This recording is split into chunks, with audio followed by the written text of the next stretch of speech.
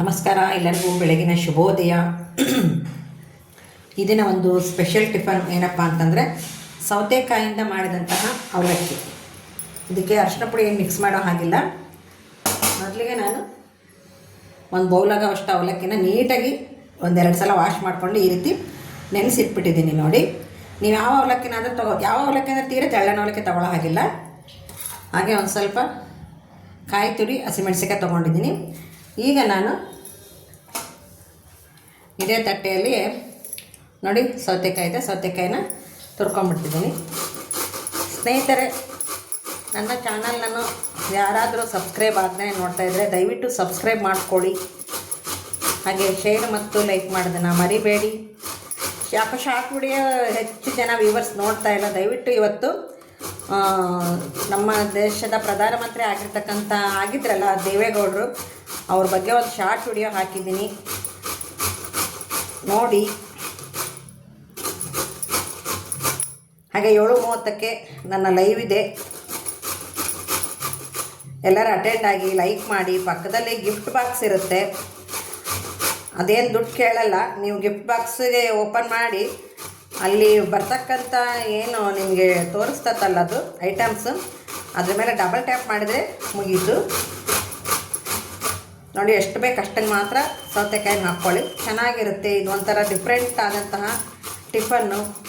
ಒಂದೇ ಥರ ಅವಲಕ್ಕಿ ತಿಂದು ಬೇಜಾರಾಗಿರುತ್ತಲ್ವ. ನಾನು 3-4 ಥರ ಅವಲಕ್ಕಿ ಟಿಫನ್ ಮಾಡ್ತೀನಿ.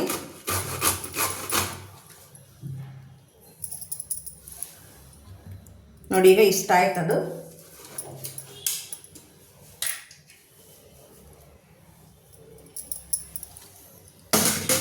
ಈಗ ನೆಕ್ಸ್ಟ್ ಪ್ರೊಸೀಜರ್ ಏನಪ್ಪ ಅಂತಂದರೆ,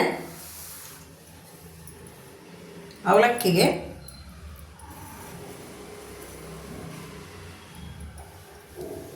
ನೋಡಿ ಸೌತೆಕಾಯಿನ ಹಾಕ್ತಾಯಿದ್ದೀನಿ.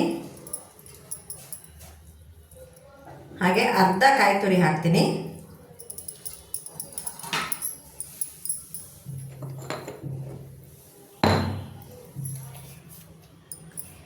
ರುಚಿಗೆ ತಕ್ಕಷ್ಟು ಉಪ್ಪು ಹಾಕಿರ್ತೀನಿ. ಇದಕ್ಕೆ ಮಸ್ಟರ್ಡ್ ಸುಡ್ಡು ಒಂದು ಅರ್ಧ ಸ್ಪೂನ್ ಆಗೋವಷ್ಟು ಸಕ್ಕರೆ ಹಾಕಬೇಕು. ನೀವು ಸಕ್ಕರೆ ಬೇಡ, ಶುಗರ್ ಇದೆ ಅನ್ನೋರು ಬೇಡ, ಅಂದರೆ ಇದಕ್ಕೆ ಸ್ವಲ್ಪ ಸಕ್ಕರೆ ಹಾಕಿದ್ರೇ ಟೇಸ್ಟ್ ಚೆನ್ನಾಗಿರುತ್ತೆ ಅಷ್ಟೇ. ನೋಡಿ, ಉಪ್ಪು ಮತ್ತು ಸಕ್ಕರೆ ಇವಿಷ್ಟನ್ನು ನಾನು ಹಾಕಿ ಚೆನ್ನಾಗಿ ಕೈಲೇನೆ ಕಲಿಸಿದೆ. ಈ ಥರ ಪ್ರೆಸ್ ಮಾಡಿ ಕಲಿಸಿದೆ ಅಂತಂದರೆ ಸೌತೆಕಾಯಿ ಕಾಯಿ ಎಲ್ಲ ಏನಾಗುತ್ತೆ ಹೊಂದ್ಕೊಂಡ್ಬಿಡುತ್ತೆ. ಅದು ಇದರಲ್ಲಿ ಉಪ್ಪು ಬೇರೆ ಹಾಕಿರ್ತೀವಲ್ಲ, ಸೌತೆಕಾಯಿ ಇರೋದ್ರಿಂದ ಬೇಗ ನೀರು ಬಿಟ್ಕೊಂಡು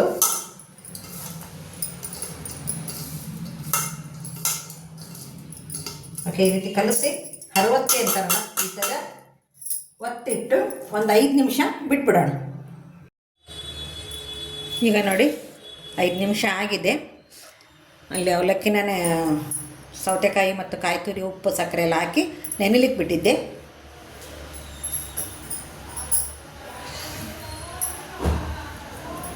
ಗಲಾಟೆ ಅನಿಸ್ಬೋದೇನೋ, ಸ್ವಲ್ಪ ಹೊರಗಡೆ ಗಲಾಟೆ ಇದೆ.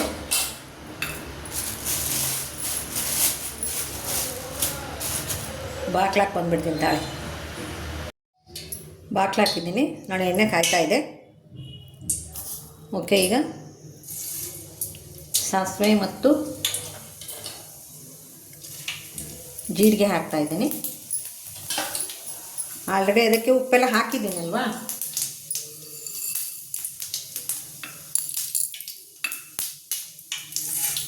ಸ್ವಲ್ಪ ಉದ್ದಿನಬೇಳೆ, ಸ್ವಲ್ಪ ಕಡಲೆಬೇಳೆ,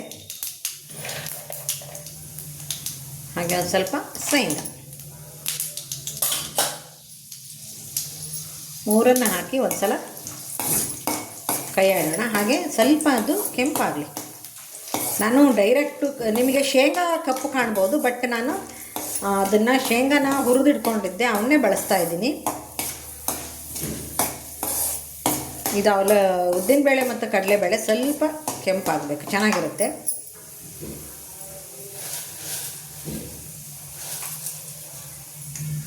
ಈಗ ಒಂದು ಸ್ವಲ್ಪ ಕರಿಬೇವು ಹಾಕ್ತಾಯಿದ್ದೀನಿ.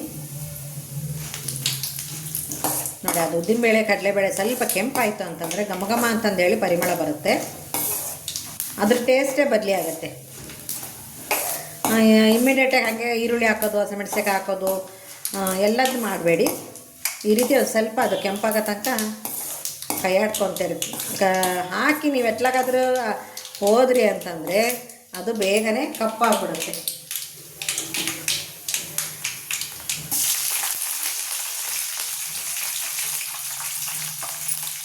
ಈಗ ನೋಡಿ ಹಸಿಮೆಣ್ಸಿಕಾಯಿ ತೀರ ಬೇಯೋದು ಬೇಡ, ಒಂದು ಅರ್ಧ ಭಾಗ ಸಾಕು.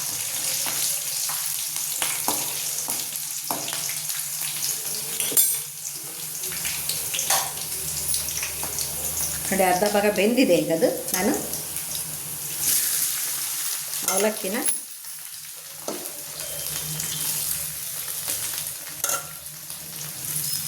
ಎಷ್ಟು ಚೆನ್ನಾಗಿ ಉದುರಾಗಿದೆ ಗೊತ್ತಾ? ಅದು ನೋಡಿ ಬೇಕಿದ್ರೆ ಈ ರೀತಿ ನೆಂದಬೇಕದು. ಅದರೊಳಗೆ ನೆಂದಾಗ ಚೆನ್ನಾಗಿ ಅನ್ಸುತ್ತೆ.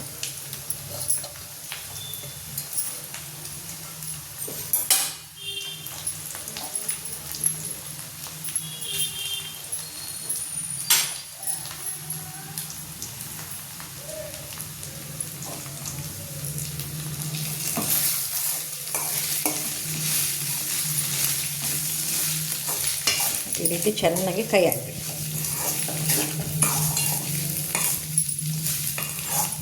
ಕೆಲವರು ಅವಲಕ್ಕಿ ಮಾಡುವಾಗ ಏನು ಮಾಡ್ತಾರಪ್ಪ ಅಂತಂದರೆ ಹುರಿಗಡಲೆ ಪೌಡ್ರ್ ಯಾರೂ ಹಾಕಲ್ಲ. ಆದರೆ ಹುರಿಗಡಲೆ ಹಾಕಿ ಪೌಡ್ರ್ ಹಾಕಿದರೆ ಅದು ಒಂಥರ ಟೇಸ್ಟು ಚೆನ್ನಾಗಿರುತ್ತೆ. ಈಗ ನೋಡಿ ಇದೆಷ್ಟು ಬಿಸಿಯಾಗಿದೆ. ನಾನು ಸ್ಟವ್ನ ಆಫ್ ಮಾಡಿಬಿಡ್ತೀನಿ. ನಾನು ಸಹ ಒಂದು ಸ್ಪೂನಾಗೋಷ್ಟು ಹುರಿಗಡಲೆ ಹಿಟ್ಟನ್ನ ಹಾಕ್ತಾಯಿದ್ದೀನಿ. ನೋಡೋಣ, ಇದು ಒಂಥರ ಟೇಸ್ಟು ಚೆನ್ನಾಗಿರುತ್ತೆ. ಎಲ್ಲದನ್ನೂ ರುಚಿ ನೋಡಬೇಕಲ್ವ, ಅದಕ್ಕೆ ಲಾಸ್ಟಿಗೆ ಸ್ವಲ್ಪ ನಿಂಬೆ ರಸ ಹಾಕ್ಕೊಳ್ಳೋದು. ಇದಕ್ಕೆ ನೋಡಿ ಚೆನ್ನಾಗಿ ಕಾಣಿಸ್ತಾ ಇದೆ. ಬನ್ನಿ ಸ್ನೇಹಿತರೆ, ಸರ್ವ್ ಮಾಡಿಬಿಡೋಣ. ಈಗ ಸರ್ವ್ ಮಾಡಿಬಿಡೋಣ.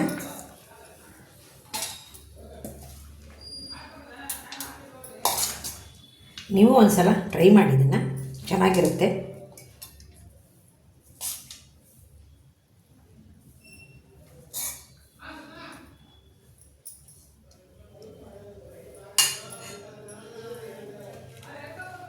ಈ ರೀತಿ ಉದ್ದುದ್ದ ಹಸಿಮೆಣ್ಸಿಗೆ ಹಾಕಿದರೆ ಏನೋ ಒಂಥರ ಬಾಯಿಗೆ ಸಿಗ್ತಿರ್ತದಲ್ಲ, ಚೆನ್ನಾಗಾಗತ್ತೆ. ಕಾಯಿ ಇದ್ದರೆ ಕಾಯಿ ಹಾಕಿ, ಕೊತ್ತಂಬರಿ ಇದ್ದರೆ ಕೊತ್ತಂಬರಿ ಹಾಕಿ, ಇಲ್ಲ ಖಾರ ಸೇವು ಬೇಕಿದ್ದರೆ ಖಾರ ಸೇವು ಹಾಕ್ಕೊಳ್ಳಿ. ಇವತ್ತು ನಾನು ಟೀ ಇಟ್ಟಿದ್ದೀನಿ ನೋಡಿ. ಕುಕುಂಬರ್ ಅವಲಕ್ಕಿ ಬೆಳಗಿನ ತಿಂಡಿ, ಸಾಯಂಕಾಲ ತಿಂಡಿ, ಇಲ್ಲ ಒಪ್ಪತ್ತು ಮಾಡ್ತಾ ಇರ್ತೀರಲ್ಲ, ಉಪವಾಸ ಮಾಡ್ತಿರ್ತೀರಲ್ಲ, ಆವಾಗಲೂ ಸಹ ಮಾಡ್ಕೋಬೋದು. ಯಾಕಂದರೆ ಇದಕ್ಕೆ ಈರುಳ್ಳಿ ಬೆಳ್ಳುಳ್ಳಿ ಬಳಸಿಲ್ಲ. ಅದಕ್ಕೋಸ್ಕರ ಉಪವಾಸ ಮಾಡೋರಿಗೂ ಒಂದು ಒಳ್ಳೆಯ ಅನುಕೂಲದ ಟಿಫನ್ ಅಂತ ಹೇಳ್ತಾ ಈ ವಿಡಿಯೋನ ಮುಗಿಸ್ತಾ ಇದ್ದೀನಿ. ಮುಗಿಸೋದಕ್ಕಿಂತ ಮೊದಲು ಎಲ್ಲರೂ ನನ್ನ ಚಾನಲ್ ನೋಡಿ ಸಪೋರ್ಟ್ ಮಾಡಿ ಅಂತ ಹೇಳ್ತಾ ಎಲ್ಲರಿಗೂ ನಮಸ್ಕಾರ, ಎಲ್ಲರಿಗೂ ಧನ್ಯವಾದಗಳು.